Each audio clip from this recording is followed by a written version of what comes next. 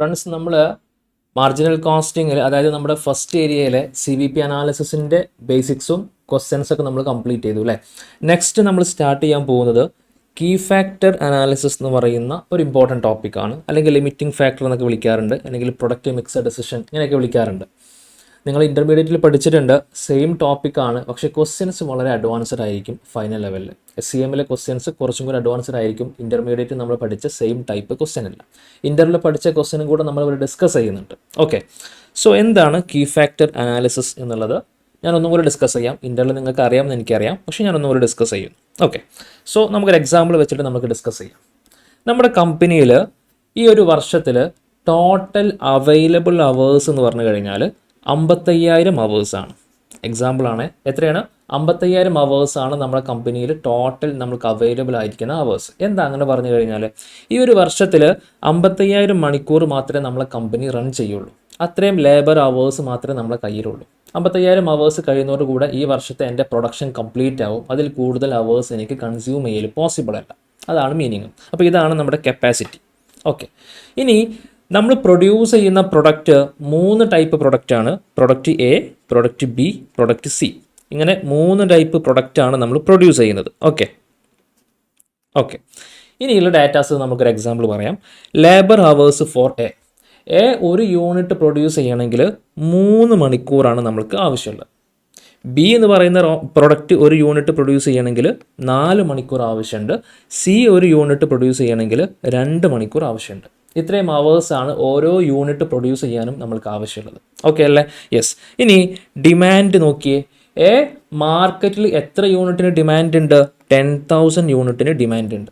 Okay, ഒരു 10,000 യൂണിറ്റൊക്കെ ഈ വർഷം എനിക്ക് സെയിൽ ചെയ്യാൻ പറ്റും. അത്രയും ഡിമാൻഡ് മാർക്കറ്റിലുണ്ട്. B ആണെങ്കിലോ 5,000 യൂണിറ്റ് സെയിൽ ചെയ്യാനുള്ള ഡിമാൻഡാണ് മാർക്കറ്റിലുള്ളത്. C ആണെങ്കിൽ 7,000 യൂണിറ്റ് സെയിൽ ചെയ്യാനുള്ള ഡിമാൻഡ് മാർക്കറ്റിലുണ്ട്. ദാറ്റ് മീൻസ് ഇത്രയും യൂണിറ്റ് നമുക്ക് മാർക്കറ്റിൽ സെയിൽ ചെയ്യൽ പോസിബിൾ ആണ്. ഓക്കെ ആണോ? യെസ്. അങ്ങനെയാണെങ്കിൽ ടോട്ടൽ എത്ര അവേഴ്സ് വേണ്ടി വരും മക്കളെ?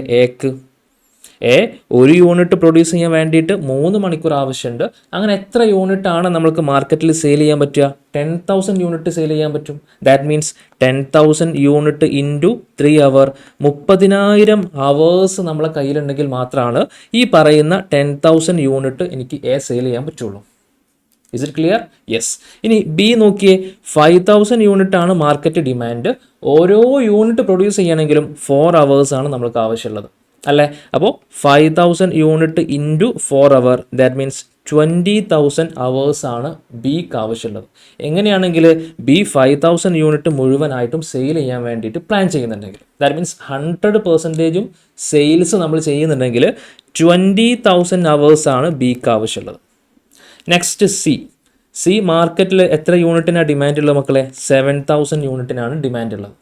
ഓരോ യൂണിറ്റ് പ്രൊഡ്യൂസ് ചെയ്യണമെങ്കിലും 2 അവേഴ്സാണ് നമുക്ക് ആവശ്യമുള്ളത്. സോ 7,000 ഇൻറ്റു 2, 14,000 അവേഴ്സാണ് ഫോർ സിക്ക് വേണ്ടിയിട്ട് നമുക്ക് ആവശ്യമുള്ളത്. ഇപ്പോൾ എയും ബിയും സിയും 100% അവരുടെ ഡിമാൻഡ് അച്ചീവ് ചെയ്യാൻ വേണ്ടിയിട്ട് അവർക്ക് ടോട്ടൽ എത്ര അവേഴ്സ് ആവശ്യമുണ്ട്? നോക്കിയേടാ, എക്ക് ആവശ്യമുള്ളത് 30,000 അവേഴ്സ് അല്ലേ? ബിക്ക് ആവശ്യമുള്ളത് 20,000 അവേഴ്സ് അല്ലേ? സിക്ക് ആവശ്യമുള്ളത് 14,000 അവേഴ്സ് അല്ലേ? യെസ്. അപ്പോൾ 30,000 പ്ലസ് 20,000 പ്ലസ് 14,000, 64,000 അവേഴ്സ് ഉണ്ടെങ്കിൽ മാത്രമാണ് ഈ പറയുന്ന 10,000ഉം 5,000ഉം 7,000ഉം യൂണിറ്റൊക്കെ നമ്മൾക്ക് എയും ബിയും സിയും വിൽക്കാൻ പറ്റുള്ളൂ. കാരണം അത്രയും അവേഴ്സ് നമ്മൾക്ക് ആവശ്യമുണ്ട്, റിക്വയർമെൻ്റ് ഉണ്ട്. എത്ര അവേഴ്സ് റിക്വയർമെൻ്റ് ഉള്ളത്? 64,000 അവേഴ്സ്. പക്ഷേ നമ്മളെ കയ്യിൽ എത്ര അവേഴ്സേ മക്കളേ ഉള്ളൂ? നമ്മളെ കയ്യിൽ ആകെ 55,000 അവേഴ്സ് അല്ലേ ഉള്ളൂ. യെസ്. അപ്പോൾ നമ്മൾക്ക് അവേഴ്സ് കുറവാണ്. 64,000 അവേഴ്സ് ഉണ്ടെങ്കിൽ മാത്രമാണ് ഈ പറയുന്ന യൂണിറ്റ്സ് എനിക്ക് മാർക്കറ്റിലേക്ക് സെയിൽ ചെയ്യാൻ പറ്റുള്ളൂ. എന്നാൽ മാത്രമേ എനിക്ക് പ്രൊഡ്യൂസ് ചെയ്യാൻ പറ്റുള്ളൂ. പക്ഷേ എൻ്റെ കയ്യിൽ എത്ര അവേഴ്സേ ഉള്ളൂ?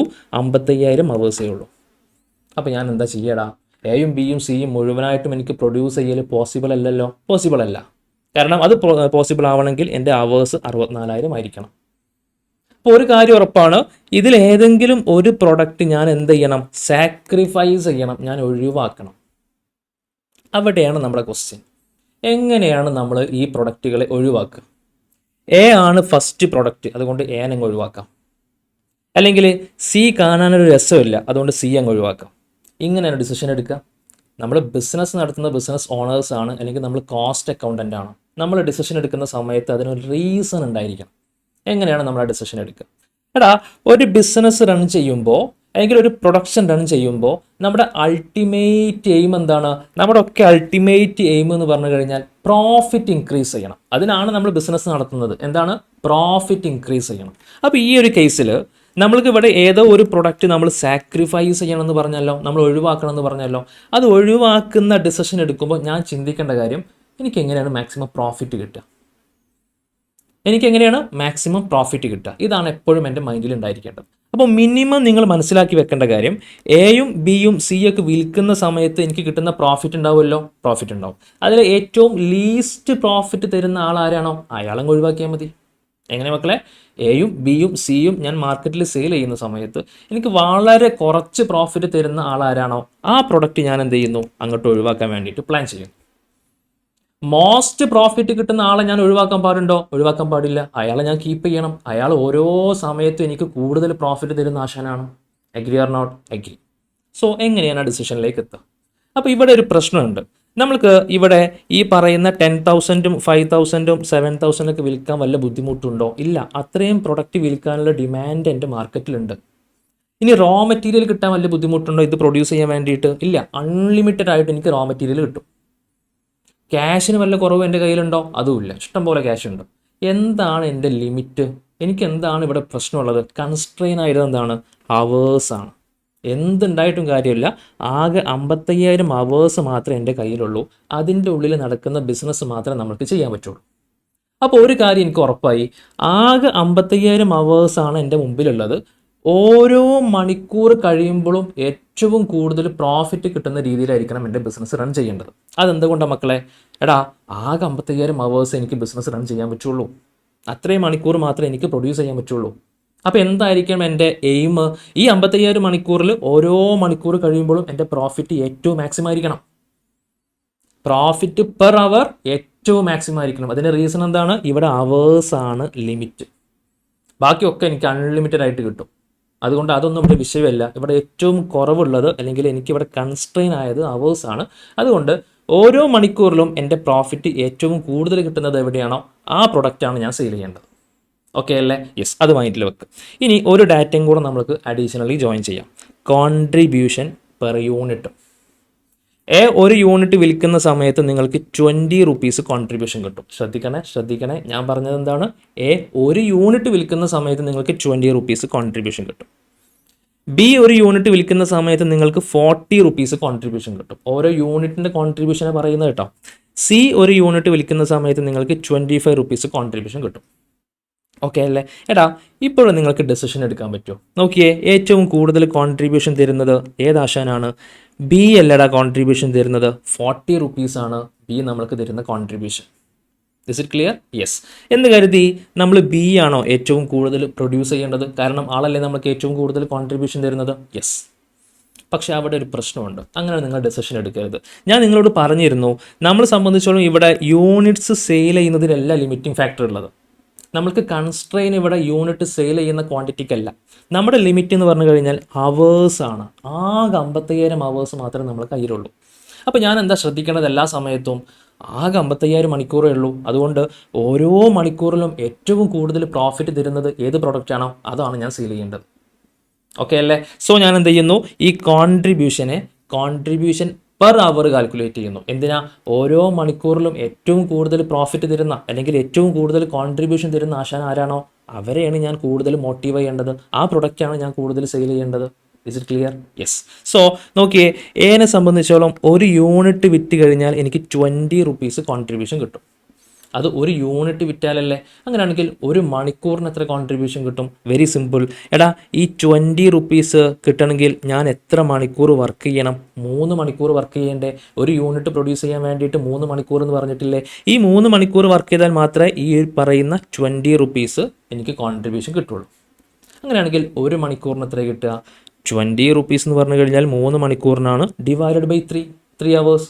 അപ്പോൾ എനിക്ക് എന്ത് കിട്ടി? ഒരു മണിക്കൂറിൻ്റെ കോൺട്രിബ്യൂഷൻ കിട്ടി 6.67 റുപ്പീസ്. എന്താ അതിൻ്റെ മീനിങ്? പ്രൊഡ്യൂസ് ചെയ്യുമ്പോൾ ഓരോ മണിക്കൂറിലും നിങ്ങൾക്ക് 6.67 റുപ്പീസ് കോൺട്രിബ്യൂഷൻ പെർ അവർ കിട്ടിയിരിക്കും. അഗ്രി?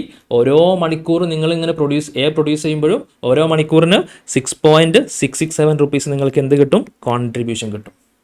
ഇനി ബി നോക്കിയേ, നിങ്ങൾ പറഞ്ഞല്ലോ ബി ഒരു യൂണിറ്റ് പ്രൊഡ്യൂസ് ചെയ്യുന്ന സമയത്ത് അല്ലെങ്കിൽ ഒരു യൂണിറ്റ് സെയിൽ ചെയ്യുന്ന സമയത്ത് 40 റുപ്പീസ് നമുക്ക് കോൺട്രിബ്യൂഷൻ കിട്ടും. ഇത് എത്ര മണിക്കൂറിനാ? 4 മണിക്കൂർ വേണടാ ഒരു യൂണിറ്റ് പ്രൊഡ്യൂസ് ചെയ്യണമെങ്കിൽ. അങ്ങനെയാണെങ്കിൽ ഒരു മണിക്കൂറിന് എത്ര കിട്ടുക? 40 റുപ്പീസ് ഡിവൈഡഡ് ബൈ 4 അവർ, 10 റുപ്പീസാണ് പെർ അവർ നമുക്ക് കിട്ടുന്ന കോൺട്രിബ്യൂഷൻ. ദാറ്റ് മീൻസ് ഓരോ മണിക്കൂർ നിങ്ങൾ ബി പ്രൊഡ്യൂസ് ചെയ്യുമ്പോഴും നിങ്ങൾക്ക് 10 റുപ്പീസ് ഇങ്ങനെ കോൺട്രിബ്യൂഷൻ കിട്ടിക്കൊണ്ടിരിക്കും. നെക്സ്റ്റ് നമുക്ക് സി കാൽക്കുലേറ്റ് ചെയ്യാം. 25 റുപ്പീസ് അല്ലേ കോൺട്രിബ്യൂഷൻ ഒരു യൂണിറ്റിന് കിട്ടുന്നത്? എത്ര മണിക്കൂർ കൊണ്ടാണ് നമുക്കത് കിട്ടുക? 2 അവേഴ്സ് കൊണ്ടാണ് കിട്ടുക. 2 മണിക്കൂർ മതി സി ഒരു യൂണിറ്റ് പ്രൊഡ്യൂസ് ചെയ്യാൻ വേണ്ടിയിട്ട് അല്ലേ? അങ്ങനെയാണെങ്കിൽ ഒരു മണിക്കൂറിന് എത്ര ആയിരിക്കും ഇവിടെ? 25 ഡിവൈഡഡ് ബൈ 2 അവർ, 12.5 റുപ്പീസാണ് സി കിട്ടുന്ന ഓരോ മണിക്കൂറിലെ കോൺട്രിബ്യൂഷൻ. ഇനി ഒന്ന് പറഞ്ഞു തന്നേടാ, ഏതിനാണ് നമ്മൾ റാങ്ക് ഫസ്റ്റ് കൊടുക്കുക, ഏതിനാണ് റാങ്ക് 2 കൊടുക്കുക? നോക്കിയേ, ഏറ്റവും കൂടുതൽ കോൺട്രിബ്യൂഷൻ പെർ അവർ തരുന്നത് ആരാണ്? സി അല്ലേ, 12.5 റുപ്പീസ് അല്ലേ? രണ്ടാമത് ബി ആണ്, ഓരോ മണിക്കൂറിനും 10 റുപ്പീസാണ് നമുക്ക് കോൺട്രിബ്യൂഷൻ തരുന്നത്. മൂന്നാമത് എ ആണ്, 6.667 റുപ്പീസാണ് ഓരോ മണിക്കൂറിലും നമുക്ക് കോൺട്രിബ്യൂഷൻ തരുന്നത്. ഒരു കാര്യം കൂടെ ഞാൻ പറയട്ടെ, എടാ കോൺട്രിബ്യൂഷൻ പെർ യൂണിറ്റ് നോക്കുമ്പോൾ ബി അല്ലേ നമ്മൾക്ക് ഏറ്റവും ബെറ്റർ ഓപ്ഷൻ അല്ലേ? പക്ഷേ റാങ്ക് 1 വന്നത് ബിക്കാണോ? അല്ല, സിക്കാണ്. എന്തായിരിക്കും റീസൺ? എടാ ഈ 40 രൂപ കോൺട്രിബ്യൂഷൻ കിട്ടുന്നത് എത്ര മണിക്കൂറിനാണ്? 4 മണിക്കൂറിനാണ്. അങ്ങനെ ആകുമ്പോൾ ഒരു മണിക്കൂറിന് എനിക്ക് 10 രൂപയെ കിട്ടുള്ളൂ. പക്ഷെ സി നോക്കിയേ, 25 റുപ്പീസ് മാത്രമേ ഓരോ യൂണിറ്റിനും കോൺട്രിബ്യൂഷൻ കിട്ടുന്നുള്ളൂ. കമ്പാരിറ്റീവ്ലി കുറവാണ് ബീനെ കമ്പയർ ചെയ്യുമ്പോൾ. പക്ഷേ ഈ 25 റുപ്പീസ് എത്ര മണിക്കൂർ കൊണ്ട് കിട്ടും? ജസ്റ്റ് 2 അവേഴ്സ് കൊണ്ട് കിട്ടും. അങ്ങനെയാണെങ്കിൽ ഒരു മണിക്കൂർ കൊണ്ട് എത്ര രൂപ നമുക്ക് ഉണ്ടാക്കാൻ പറ്റും? 12.5 റുപ്പീസ് കോൺട്രിബ്യൂഷൻ ഉണ്ടാക്കാൻ പറ്റും. Is it clear? യെസ്. എന്തിനാണ് മക്കളെ നമ്മൾ കോൺട്രിബ്യൂഷൻ പെർ അവർ കാൽക്കുലേറ്റ് ചെയ്തത്? നമ്മളെ സംബന്ധിച്ചോളം ലിമിറ്റിംഗ് ഫാക്ടർ ഇവിടെ അവേഴ്സാണ്. ആകെ കുറഞ്ഞ അവേഴ്സ് മാത്രമേ നമ്മളെ കയ്യിലുള്ളൂ.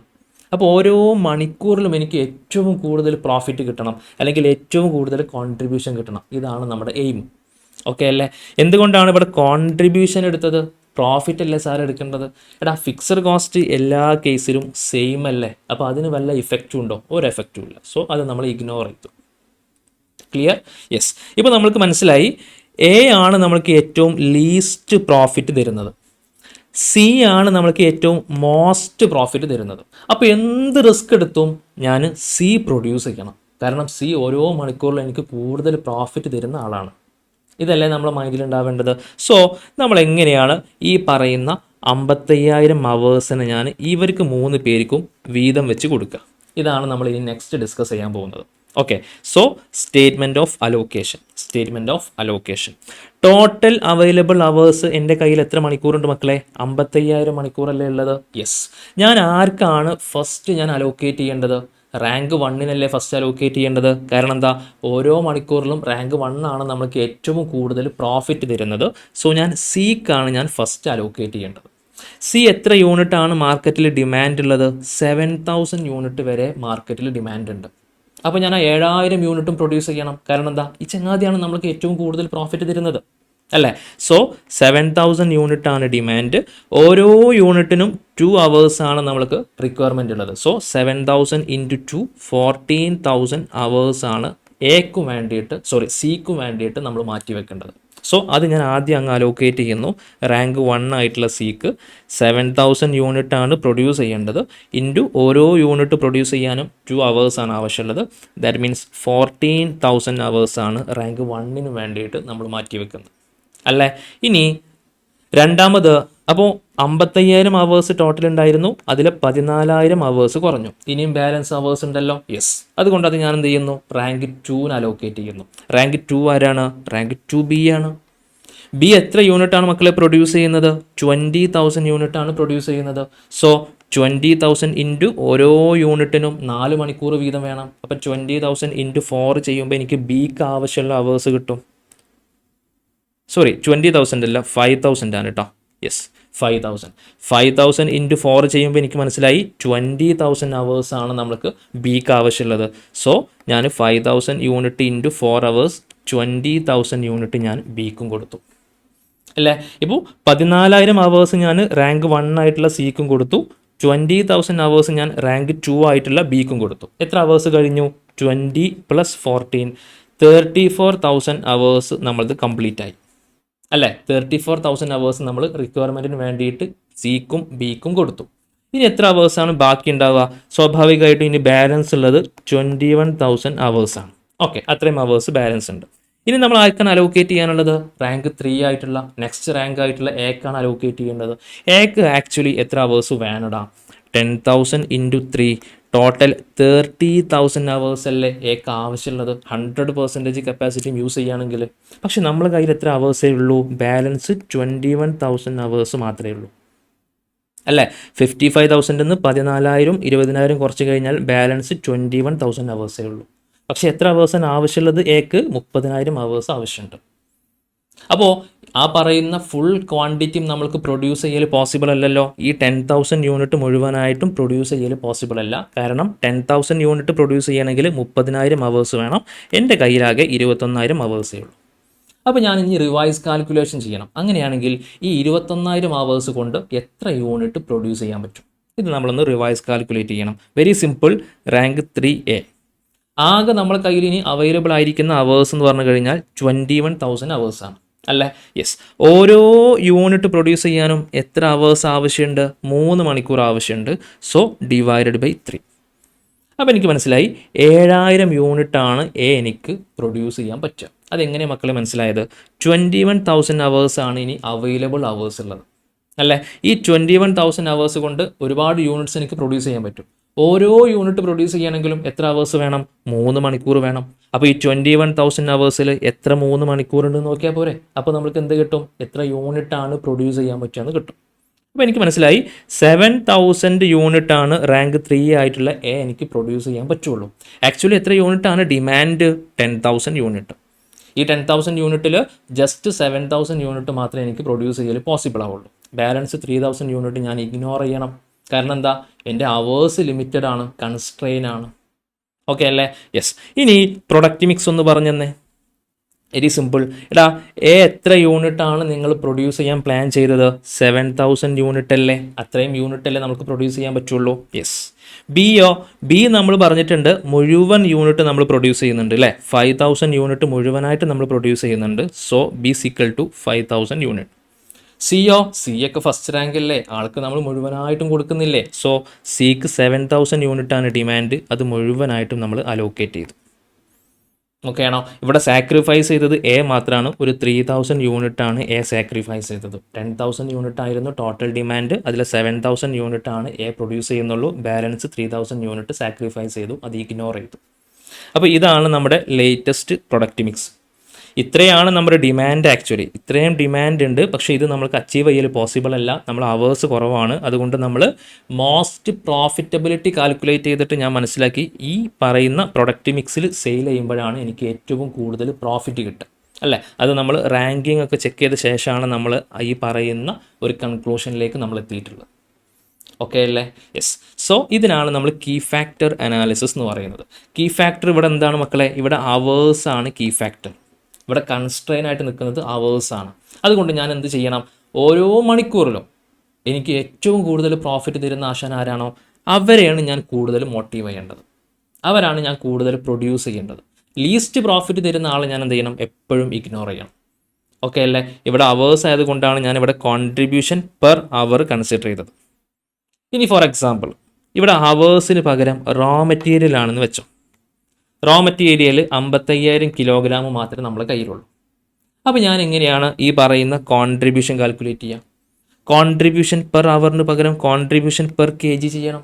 കാരണം എന്താ? ഇവിടെ റോ മെറ്റീരിയലാണ് ലിമിറ്റിംഗ് ഫാക്ടർ അല്ലേ? അപ്പോൾ ഓരോ കിലോഗ്രാം റോ മെറ്റീരിയൽ യൂസ് ചെയ്യുന്ന സമയത്തും എനിക്ക് ഏറ്റവും കൂടുതൽ കോൺട്രിബ്യൂഷൻ കിട്ടണം. അതാണ് പിന്നെയുള്ള എയിം അല്ലേ? കോൺട്രിബ്യൂഷൻ നമുക്കിവിടെ ലിമിറ്റിംഗ് ഫാക്ടർ എന്താണ്? ആകെ 55,000 കിലോഗ്രാം റോ മെറ്റീരിയൽ മാത്രമേ എൻ്റെ കയ്യിലുള്ളൂ. അപ്പോൾ ഞാൻ എപ്പോഴും ചിന്തിക്കേണ്ടത് ഓരോ കിലോഗ്രാം റോ മെറ്റീരിയൽ ഇങ്ങനെ യൂസ് ചെയ്യുമ്പോഴും എനിക്ക് ഏറ്റവും കൂടുതൽ പ്രോഫിറ്റ് കിട്ടണം. ഇതാണ് എൻ്റെ എയിം. അപ്പോൾ ഞാനിവിടെ കോൺട്രിബ്യൂഷൻ പെർ കിലോഗ്രാം അല്ലെങ്കിൽ കോൺട്രിബ്യൂഷൻ പെർ റോ മെറ്റീരിയൽ ആണ് കാൽക്കുലേറ്റ് ചെയ്യേണ്ടത്. വേറെ ചേഞ്ചസ് ഒന്നുമില്ല. ബാക്കിയൊക്കെ സെയിം ആണ്. ഓക്കെ ആണോ? യെസ്. സോ ജസ്റ്റ് ഇതൊന്ന് കോപ്പി ചെയ്തേ. First area,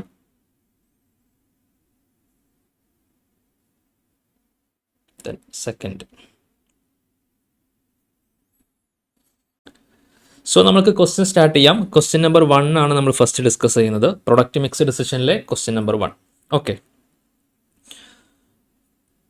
Domestic political trouble in the country of an overseas supplier is causing concern in your company because it is not known when further supplies of raw material X will be received.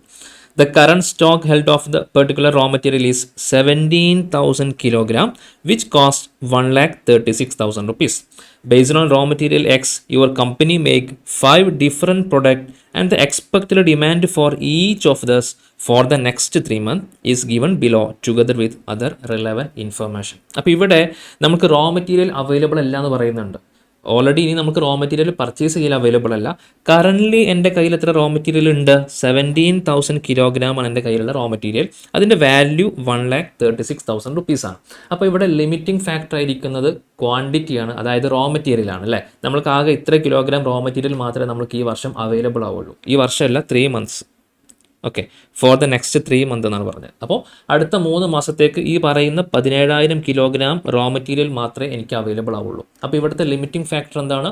Raw material ആണ്. അപ്പോൾ ഞാൻ കണ്ടുപിടിക്കേണ്ടത് എന്താണ്? Contribution per kilogram അല്ലേ. കാരണം എന്താ, ഓരോ kilogram raw material consume ചെയ്യുന്ന സമയത്ത് എനിക്ക് ഏറ്റവും കൂടുതൽ പ്രോഫിറ്റ് തരുന്നത് ആരാണോ അയാളാണ് ഞാൻ ഫസ്റ്റ് റാങ്ക് 1 കൊടുക്കേണ്ടത്. ഓക്കെ, സോ പ്രൊഡക്റ്റ് കോഡ് ഏതൊക്കെ പ്രൊഡക്റ്റുകളുണ്ട്? 701, 702, 821, 822, 937. ഇത്രയും പ്രൊഡക്റ്റാണ് നമ്മൾ പ്രൊഡ്യൂസ് ചെയ്യുന്നത്. Kilogram of raw material X per unit of finished product. Yes, 701 ഒരു യൂണിറ്റ് പ്രൊഡ്യൂസ് ചെയ്യണമെങ്കിൽ 0.7 കിലോഗ്രാമാണ് നമുക്ക് റോ മെറ്റീരിയൽ ആവശ്യമുള്ളത്. അടുത്ത പ്രൊഡക്റ്റ് ആയിട്ടുള്ള 702 ഒരു യൂണിറ്റ് പ്രൊഡ്യൂസ് ചെയ്യണമെങ്കിൽ 0.5 കിലോഗ്രാമാണ് റോ മെറ്റീരിയൽ ആവശ്യമുള്ളത്. അങ്ങനെ ഓരോന്നിനും ആവശ്യമുള്ള റോ മെറ്റീരിയൽ കിലോഗ്രാം കൊടുത്തിട്ടുണ്ട്. Direct labour hours per unit of finished product. 701 ഒരു യൂണിറ്റ് പ്രൊഡ്യൂസ് ചെയ്യണമെങ്കിൽ 1 hour ആണ് നമുക്ക് ലേബർ കോസ്റ്റ് ആവശ്യമുള്ളത്. 702 ഒരു യൂണിറ്റ് പ്രൊഡ്യൂസ് ചെയ്യണമെങ്കിൽ 0.8 hours ആണ് റോ മെറ്റീരിയൽ ആവശ്യമുള്ളത്. 821 ഒരു യൂണിറ്റ് പ്രൊഡ്യൂസ് ചെയ്യണമെങ്കിൽ 1.5 hours ആവശ്യമുണ്ട്. അങ്ങനെ നമ്മൾക്ക് അവേഴ്സും ക്വസ്റ്റ്യനിൽ അവൈലബിൾ ആണ്. സെല്ലിംഗ് പ്രൈസ് പെർ യൂണിറ്റ്, ഓരോ യൂണിറ്റ് പ്രൊഡ്യൂസ് ചെയ്യുന്നതിന് സെയിൽ ചെയ്യുന്നതിൻ്റെ സെല്ലിംഗ് പ്രൈസും ഉണ്ട്. Expected demand over 3 months, next 3 മാസത്തേക്ക് ഓരോ യൂണിറ്റും എത്രയാണ് മാർക്കറ്റിൽ ഡിമാൻഡ് ഉള്ളതെന്ന് കൊടുത്തിട്ടുണ്ട്. 8,000, 7,200, 9,000, 12,000, 10,000. ഇത്രയാണ് ഡിമാൻഡ് നമുക്ക് മാർക്കറ്റിലുള്ളത്. Okay, the direct wage rate per hour is 5 rupees and production overhead is based on direct wage cost. So labor cost ഓരോ മണിക്കൂറിനും 5 rupees ആണ്.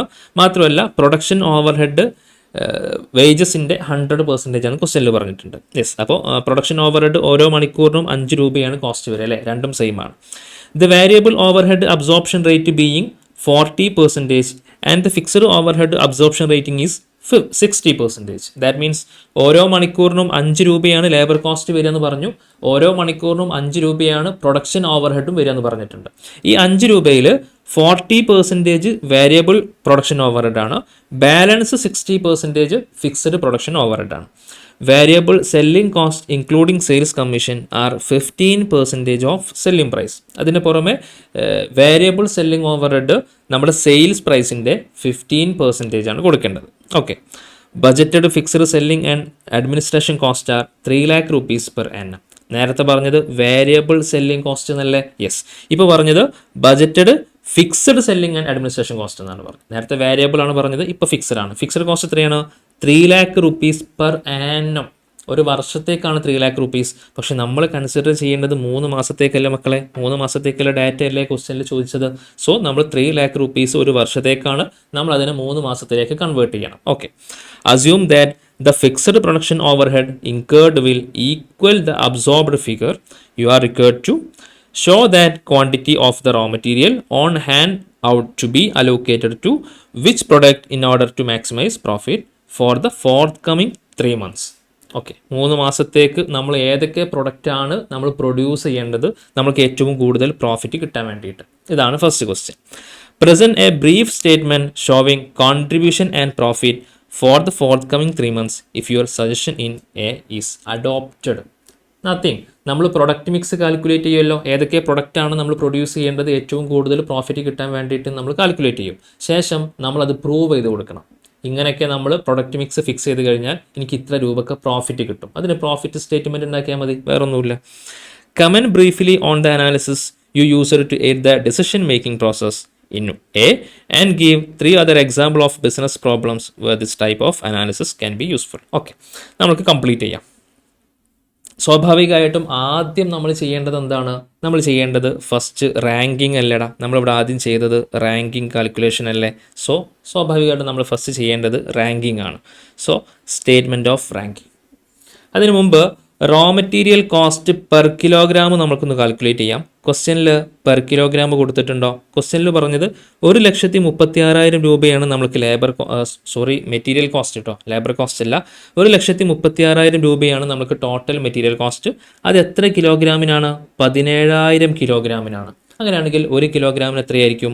1,36,000 divided by 17,000. That means 8 rupees per kilogram ആണ് നമ്മൾക്ക് incur ആവുന്ന raw material cost per kilo. Okay, just അവിടെ നിൽക്കട്ടെ. ഇനി statement of ranking. ഏതൊക്കെ type product ആണ് നമുക്കുള്ളത്? 701, 702, 821, 822, 937. ഇത്രയും പ്രൊഡക്റ്റാണ് നമ്മൾക്കുള്ളത്. നമ്മൾ കണ്ടുപിടിക്കേണ്ടത് എന്താണ്? കോൺട്രിബ്യൂഷൻ പെർ കിലോഗ്രാമാണ് അല്ലേ. അപ്പോൾ ആദ്യം നമുക്ക് കോൺട്രിബ്യൂഷൻ കിട്ടണം. കോൺട്രിബ്യൂഷൻ എങ്ങനെ കിട്ടുക? സെയിൽസ് നിന്ന് എല്ലാ വേരിയബിൾ കോസ്റ്റും കുറക്കുമ്പോഴാണ് നമുക്ക് കോൺട്രിബ്യൂഷൻ കിട്ടുക. സോ നമുക്ക് ആദ്യം സെല്ലിംഗ് പ്രൈസ് എടുക്കാം. എത്രയാണ് സെല്ലിംഗ് പ്രൈസ് ക്വസ്റ്റ്യനിൽ പറഞ്ഞത്? ഇതാ സെല്ലിംഗ് പ്രൈസ് പറഞ്ഞത്. ഓരോ യൂണിറ്റിൻ്റെയും സെല്ലിംഗ് പ്രൈസ് പറഞ്ഞിട്ടുണ്ട്. 701 ആണെങ്കിൽ 26 റുപ്പീസ്, 702 ആണെങ്കിൽ 28 റുപ്പീസ്. അങ്ങനെ സെല്ലിംഗ് പ്രൈസ് കൊടുത്തിട്ടുണ്ട്. ആ സെല്ലിംഗ് പ്രൈസ് ഞാൻ അതേപോലെ ഇങ്ങോട്ട് കോപ്പി ചെയ്തു. സിമ്പിൾ. ഇനി സെയിൽസ് നിന്ന് വേരിയബിൾ കോസ്റ്റ് കുറക്കണം അല്ലേ. So variable cost per unit ഓരോന്നും നമുക്ക് കുറക്കാം. ആദ്യം നമ്മൾക്ക് റോ മെറ്റീരിയൽ കാൽക്കുലേറ്റ് ചെയ്യാം. റോ മെറ്റീരിയൽ 701-ന് 0.7 കിലോഗ്രാം ആണ് റിക്വയർമെൻ്റ് ഉള്ളത്. ഇൻറ്റു 1 കിലോ റോ മെറ്റീരിയലിന് എത്രയാണ് കോസ്റ്റ് വരുന്നത്? 8 റുപ്പീസ് അല്ലേടാ, 8 റുപ്പീസാണ്. 1 കിലോഗ്രാമിന് 8 റുപ്പീസ് കോസ്റ്റ് വരുന്നുണ്ട്. ഇൻറ്റു 0.7 കിലോഗ്രാം മാത്രമേ നമുക്ക് 701 എന്ന് പറയുന്ന യൂണിറ്റ് പ്രൊഡ്യൂസ് ചെയ്യാൻ ആവശ്യമുള്ളൂ. സോ ഇൻറ്റു 8 റുപ്പീസ് ചെയ്ത് കഴിഞ്ഞാൽ എനിക്ക് എന്ത് കിട്ടും? 701 പ്രൊഡ്യൂസ് ചെയ്യണമെങ്കിൽ എത്ര റോ മെറ്റീരിയൽ കോസ്റ്റ് വരുമെന്ന് മനസ്സിലായി. ഇനി 702 ആണെങ്കിലോ ആകെ 1/2 കിലോ മതി. 0.5 കിലോഗ്രാമേ ആവശ്യമുള്ളൂ. ഇൻറ്റു 8 റുപ്പീസാണ് നമുക്ക് ഇൻകർ ആവുന്ന കോസ്റ്റ്. That means 4 rupees. ഇനി 821-ന് 1.4 കിലോഗ്രാം വേണം. ഓരോ കിലോഗ്രാമിനും എത്ര മക്കളെ കോസ്റ്റ് വരുന്നത്? 8 റുപ്പീസ് അല്ലേ. So 8 rupees. ഇനി 822-ന് 1.3 കിലോഗ്രാം ആണ് ആവശ്യമുള്ളത്. ഇൻറ്റു 1 കിലോഗ്രാമിന് 8 റുപ്പീസ്. അപ്പോൾ 1.3 ഇൻറ്റു 8 റുപ്പീസ് ചെയ്യുമ്പോൾ എനിക്ക് ടോട്ടൽ റോ മെറ്റീരിയൽ കോസ്റ്റ് 4822 കിട്ടി. ഇനി അടുത്തത് 937, 1.5 കിലോഗ്രാം ആണ് requirement. Into 8 rupees. That means 12 rupees cost വന്നു. ഇങ്ങനെയാണ് നമ്മൾ റോ മെറ്റീരിയൽ കോസ്റ്റ് കാൽക്കുലേറ്റ് ചെയ്യേണ്ടത്. അതേപോലെ തന്നെ ഞാൻ ചെയ്തിട്ടുണ്ട് വേരിയബിൾ കോസ്റ്റിൽ ഫസ്റ്റ് വൺ ഡയറക്റ്റ് മെറ്റീരിയൽ. എത്ര കിലോഗ്രാം ആണോ നമ്മൾക്ക് ആവശ്യമുള്ളത് ഇൻറ്റു 1 കിലോഗ്രാമിൻ്റെ കോസ്റ്റ് എത്രയാണ്? 8 റുപ്പീസാണ് അല്ലേ. യെസ്. സോ നമ്മൾക്ക് കിലോഗ്രാം ഒന്നും കൂടെ ഞാൻ ഒന്ന് പറഞ്ഞുതരാം, ശ്രദ്ധിക്കണേ. Just A minute. 0.7 കിലോഗ്രാം ആണ് ഫസ്റ്റ് 701 എന്ന് പറയുന്ന യൂണിറ്റിന് ആവശ്യമുള്ളത്. സോ 0.7 കിലോഗ്രാം ഇൻറ്റു 1 കിലോഗ്രാമിന് 8 റുപ്പീസ് അല്ലേ, അതായത് 5.6 വന്നു. ഇനി രണ്ടാമത്തെ ആളോ 0.5 കിലോഗ്രാം ആണ്. സോ 0.5 കിലോഗ്രാം ഇൻറ്റു 8 റുപ്പീസ്, അതായത് 4 റുപ്പീസ് കോസ്റ്റ് വന്നു. അങ്ങനെ കിലോഗ്രാം ഇൻറ്റു 8 റുപ്പീസ് ചെയ്യുമ്പോൾ നിങ്ങൾക്ക് എന്ത് കിട്ടും? മെറ്റീരിയൽ കോസ്റ്റ് കിട്ടും. Next labour cost. ലേബർ കോസ്റ്റും സെയിം ആണ്. 1 മണിക്കൂറിൻ്റെ ലേബർ കോസ്റ്റ് ക്വസ്റ്റ്യനിൽ പറഞ്ഞിട്ടുണ്ട് 5 രൂപയാണെന്ന് പറഞ്ഞിട്ടുണ്ട്. ഓരോ മണിക്കൂറിനും 5 റുപ്പീസാണ്. എത്ര മണിക്കൂറാണ് 701 എന്ന് പറയുന്ന പ്രൊഡക്റ്റ് ഒരു യൂണിറ്റ് പ്രൊഡ്യൂസ് ചെയ്യാൻ ആവശ്യമുള്ളത്? 1 മണിക്കൂറാണ് ആവശ്യമുള്ളത്. സോ 1 മണിക്കൂർ ഇൻറ്റു 5 റുപ്പീസ്, 5 റുപ്പി. ഇനി അടുത്ത പ്രൊഡക്റ്റ് ആയിട്ടുള്ള 702 പ്രൊഡ്യൂസ് ചെയ്യണമെങ്കിൽ 0.8 അവേഴ്സ് ആണ് ആവശ്യമുള്ളത്. ഇൻറ്റു 5 റുപ്പീസ് ചെയ്ത് കഴിഞ്ഞാൽ നമുക്ക് എന്ത് കിട്ടും? 0.8 into 5 I think 4 rupee.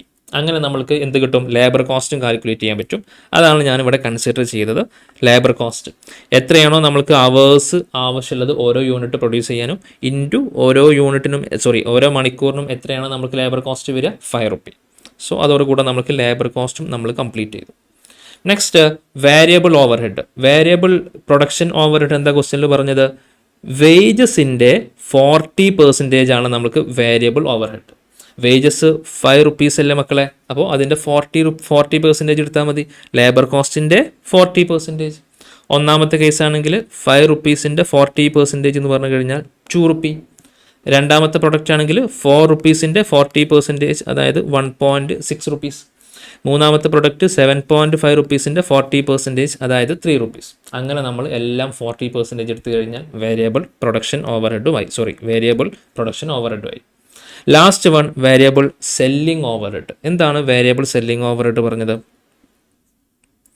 Variable selling overhead including sales commission are 15% of selling price. എന്താ പറഞ്ഞത്? 15% ഓഫ് സെല്ലിംഗ് പ്രൈസ് എന്നാണ് പറഞ്ഞത്.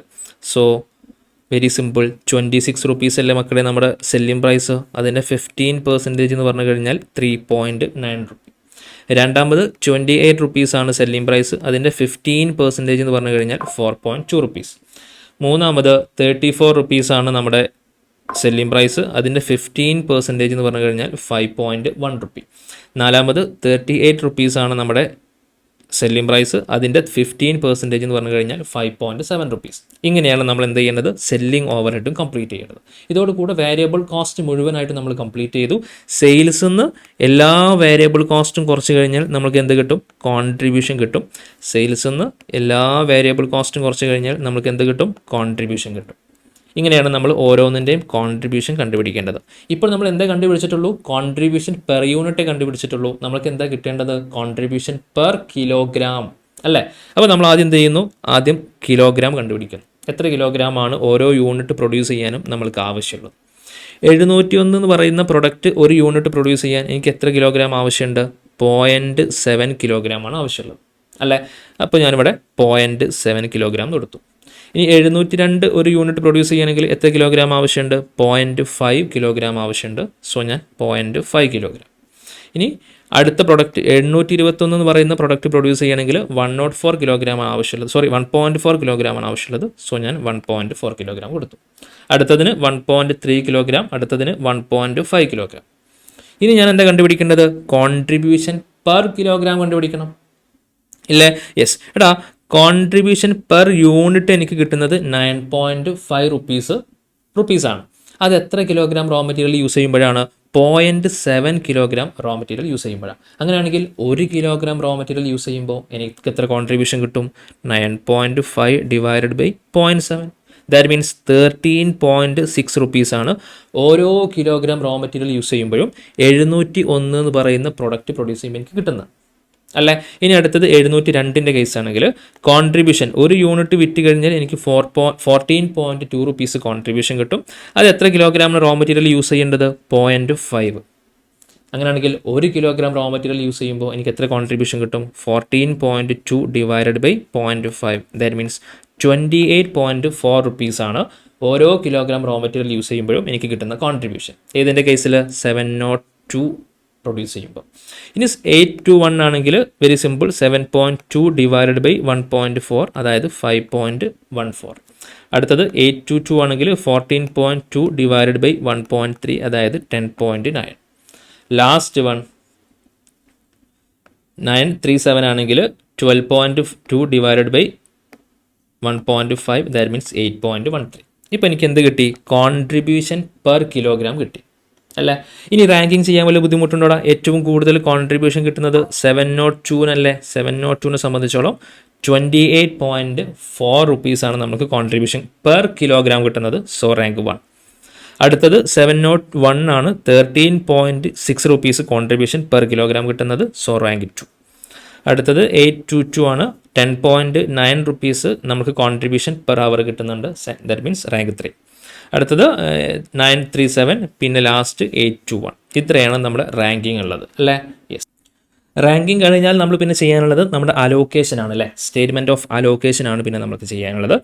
ടോട്ടൽ നമ്മളെ കയ്യിൽ എത്ര അവൈലബിൾ ക്വാണ്ടിറ്റി ഉണ്ട്, എത്ര അവൈലബിൾ റോ മെറ്റീരിയൽ ഉണ്ട്?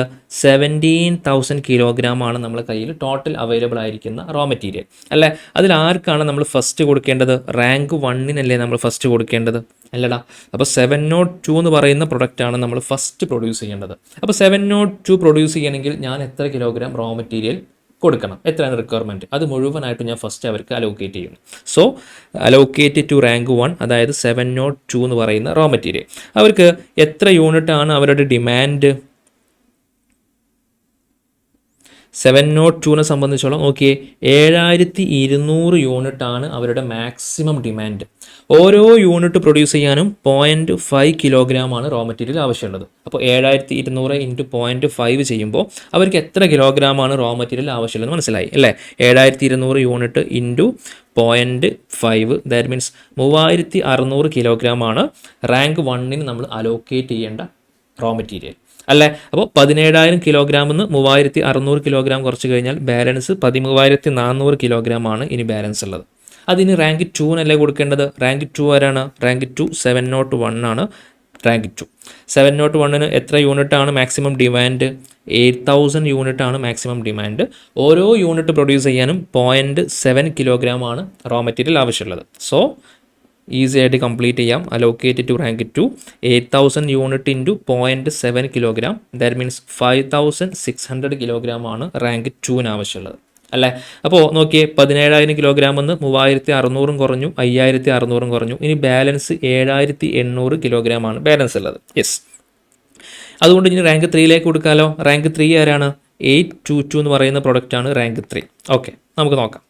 822 12000 യൂണിറ്റ് ആണ് അവരുടെ മാക്സിമം ഡിമാൻഡ് അല്ലേ? എത്രയാണ് ഓരോ യൂണിറ്റ് പ്രൊഡ്യൂസ് ചെയ്യാനും ആവശ്യമുള്ളത്? 1.3 ആണ്. അപ്പോൾ 12000 ഇൻറ്റു 1.3 ചെയ്ത് കഴിഞ്ഞാൽ നമ്മൾക്ക് എന്ത് കിട്ടും? എത്രയാണോ അവർക്ക് ആവശ്യമുള്ളത് കിട്ടും.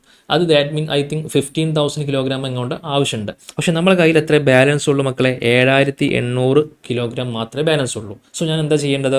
ഈ 7800 കിലോഗ്രാം വെച്ചിട്ട് അവർക്ക് എത്ര യൂണിറ്റ് പ്രൊഡ്യൂസ് ചെയ്യാൻ പറ്റുമോ അത് പ്രൊഡ്യൂസ് ചെയ്ത് കൊടുക്കുക അല്ലേ?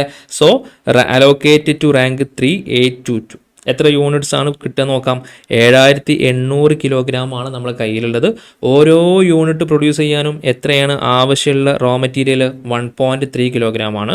So 7800 kilogram divided by 1.3 that means 600 unit ആണ് എനിക്ക് പ്രൊഡ്യൂസ് ചെയ്യാൻ പറ്റുള്ളൂ റാങ്ക് 3 അല്ലേ? യെസ്, അതോടുകൂടി എനിക്ക് പ്രൊഡക്റ്റ് മിക്സ് കിട്ടിയല്ലോ. എങ്ങനെയൊക്കെയാണ് പ്രൊഡക്റ്റ് മിക്സ്? റാങ്ക് 1 ആയിട്ടുള്ള 702 7200 യൂണിറ്റ് പ്രൊഡ്യൂസ് ചെയ്യുന്നുണ്ട്. റാങ്ക് 2 ആയിട്ടുള്ള 701 8000 യൂണിറ്റ് പ്രൊഡ്യൂസ് ചെയ്യുന്നുണ്ട്.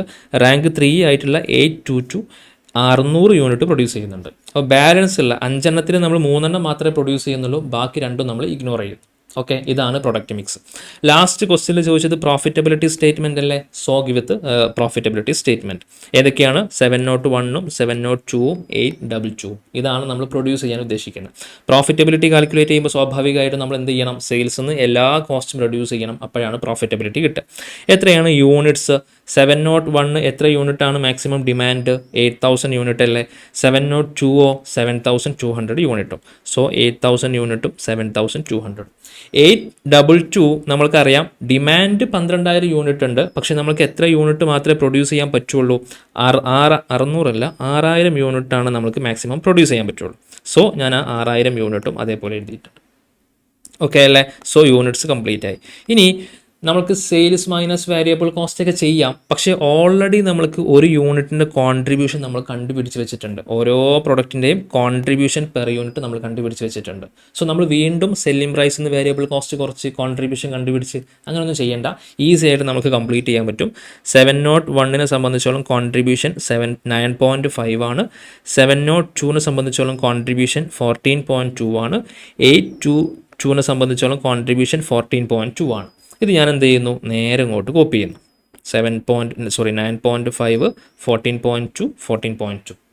ഇനി ടോട്ടൽ കോൺട്രിബ്യൂഷൻ കണ്ടുപിടിക്കാം. 8000 യൂണിറ്റ് ഇൻറ്റു ഒരു യൂണിറ്റിൻ്റെ കോൺട്രിബ്യൂഷൻ 7.5 ആണ്. That means 76,000 rupees. രണ്ടാമത് 7200 ഇൻറ്റു 14.2 ദാറ്റ് മീൻസ് 1,02,240. അടുത്തത് 6000 ഇൻറ്റു 14.2 ദാറ്റ് മീൻസ് 85,200 അല്ലേ? സോ ഇത് മൂന്നും കൂടെ ആഡ് ചെയ്യുന്ന സമയത്ത് നമ്മുടെ കമ്പനിയിലെ ടോട്ടൽ കോൺട്രിബ്യൂഷൻ എന്ന് പറഞ്ഞു കഴിഞ്ഞാൽ 2,63,440 rupees. Agree or not? Agree. ഇനി നമുക്ക് കോൺട്രിബ്യൂഷൻ അല്ലേ കിട്ടിയിട്ടുള്ളൂ. കോൺട്രിബ്യൂഷനിൽ നിന്ന് ഫിക്സഡ് കോസ്റ്റ് കുറയ്ക്കണ്ടേ? ഫിക്സഡ് കോസ്റ്റ് കുറയ്ക്കണം. ഏതൊക്കെ ഫിക്സഡ് കോസ്റ്റ് ഉണ്ട്? ആദ്യം നമ്മൾക്ക് budgeted fixed selling and administration cost are 3 lakh rupees per annum എന്ന് പറഞ്ഞിട്ടുണ്ട് അല്ലേ? 3 lakh rupees ആണ് ഒരു വർഷത്തേക്ക് വരുന്ന കോസ്റ്റ്. ഞാൻ പറഞ്ഞു നമ്മൾ കൺസിഡർ ചെയ്യുന്നത് 3 മാസത്തെ കാൽക്കുലേഷൻ ആണ്. അപ്പോൾ ഞാൻ എന്ത് ചെയ്യണം? ഈ 3 lakh rupeesനെ 3 മാസത്തേക്ക് കൺവേർട്ട് ചെയ്യണം. So very simple. Fixed selling cost equal to 3 lakh rupees എന്ന് പറഞ്ഞു കഴിഞ്ഞാൽ ഒരു വർഷത്തേക്കാണ്.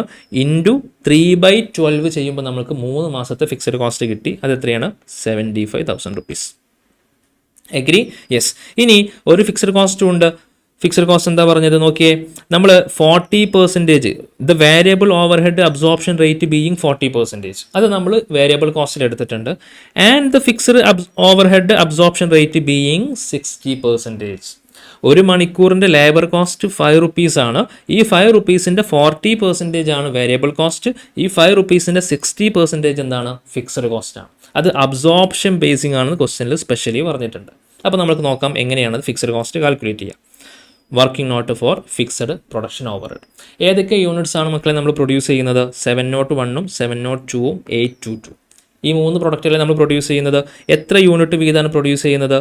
8,000 7,200 6,000. ഇത്ര യൂണിറ്റ് വീതമാണ് നമ്മൾ പ്രൊഡ്യൂസ് ചെയ്യുന്നത്. എങ്ങനെയാണ് ഫിക്സഡ് പ്രൊഡക്ഷൻ ഓവർഹെഡ് കാൽക്കുലേറ്റ് ചെയ്യുക? ക്വസ്റ്റ്യനിൽ പറഞ്ഞത് ലേബർ കോസ്റ്റിൻ്റെ 60% ആണ് നമുക്ക് ഇൻകർ ആവുന്ന ഫിക്സഡ് ഓവർഹെഡ് അല്ലേ? യെസ്. അപ്പോൾ ലേബർ കോസ്റ്റ് 5 rupees ആണ്. ലേബർ കോസ്റ്റ് നമ്മൾ കണ്ടുപിടിച്ചിട്ടുണ്ടല്ലോ. ഇതാ ലേബർ കോസ്റ്റ് 701 സംബന്ധിച്ചോളം 5 rupees ആണ്. 702 ആണെങ്കിൽ 4 rupees ആണ്. 822 ആണെങ്കിൽ 5.5 rupees ആണ്. ഈ പറയുന്ന എമൗണ്ടിൻ്റെ 60% ആണ് നമ്മൾ ഫിക്സഡ് പ്രൊഡക്ഷൻ ഓവർഹെഡ് ആയിട്ട് കൺസിഡർ ചെയ്യേണ്ടത്. സോ ഒന്നാമത്തെ കേസിൽ യെസ് 5 rupees ഇൻറ്റു 60%, അതായത് 3 rupees. രണ്ടാമത്തെ കേസിൽ 702ൻ്റെ കേസിൽ എത്രയാണ് എമൗണ്ട് ഇടാം? 702ൻ്റെ കേസിൽ ലേബർ കോസ്റ്റ് 4 rupees ആണ് കേട്ടോ. 5 rupees അല്ല, 4 rupees ആണ്. ചെറുതായിട്ടൊന്ന് എഡിറ്റ് ചെയ്യേണ്ടതുണ്ട്.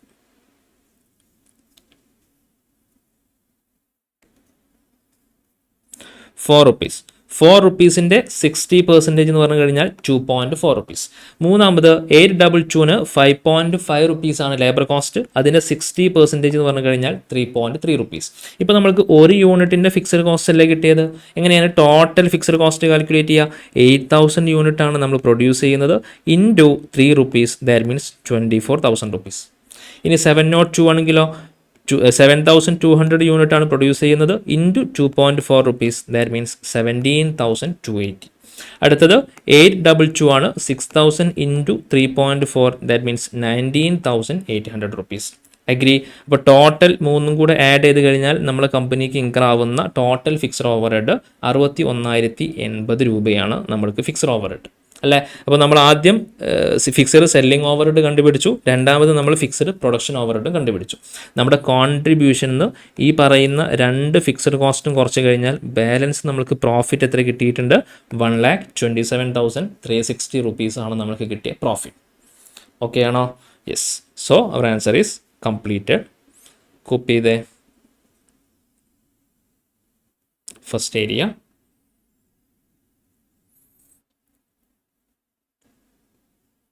Second,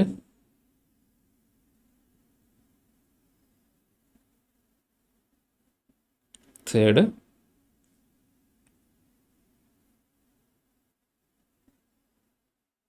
last. ദെൻ ഒരു കാര്യം കൂടി സൂചിപ്പിക്കാം.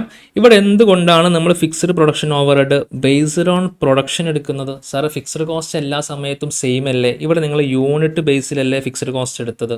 ദ റീസൺ ഇസ് ക്വസ്റ്റ്യനിൽ ഓവർഹെഡ് അബ്സോർപ്ഷൻ റേറ്റ് ബീയിങ് 60% എന്ന് പറഞ്ഞത്. അപ്പോൾ അത് അവിടെ നമ്മൾ അബ്സോർപ്ഷൻ ബേസിലാണ് നമ്മൾ ഫിക്സഡ് കോസ്റ്റ് കാൽക്കുലേറ്റ് ചെയ്യേണ്ടത്. അബ്സോർപ്ഷൻ ബേസിൽ ഫിക്സഡ് കോസ്റ്റ് കാൽക്കുലേറ്റ് ചെയ്യാന്ന് പറഞ്ഞു കഴിഞ്ഞാൽ നമ്മുടെ പ്രൊഡക്ഷൻ അനുസരിച്ചാണ് അവിടെ ഫിക്സഡ് കോസ്റ്റ് ഇൻകർ ആവുക. അപ്പോൾ ഇവിടെ എനിക്ക് ഇത്രയും യൂണിറ്റ്സ് ആണ് പ്രൊഡ്യൂസ് ചെയ്യേണ്ടത്. ഓരോ യൂണിറ്റ് പ്രൊഡ്യൂസ് ചെയ്യാനും 3 rupees, 2.4 rupees, 3.3 rupees ആണ് ഫിക്സഡ് കോസ്റ്റ് വരുന്നത്. സോ അതുകൊണ്ട് ഇൻറ്റു ചെയ്ത് കഴിഞ്ഞാൽ എനിക്ക് എന്ത് കിട്ടും? ടോട്ടൽ ഫിക്സഡ് കോസ്റ്റ് കിട്ടും. ഓക്കെ അല്ലേ? Yes. Then go with the next question, question number 2. Question number 2. SU Limited produces 3 products, namely A, B, and C. The budgeted production cost and selling price for the next year are as under.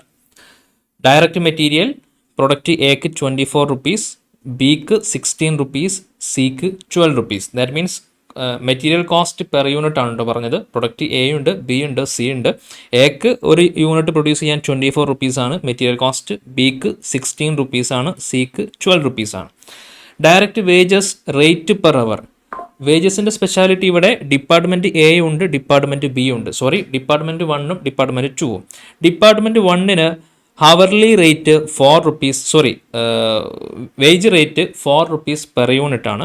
Department 2ന് 2 rupees per unit ആണ് cost വരുന്നത്. Yes, അപ്പോൾ department എക്ക് എത്രയാണ്?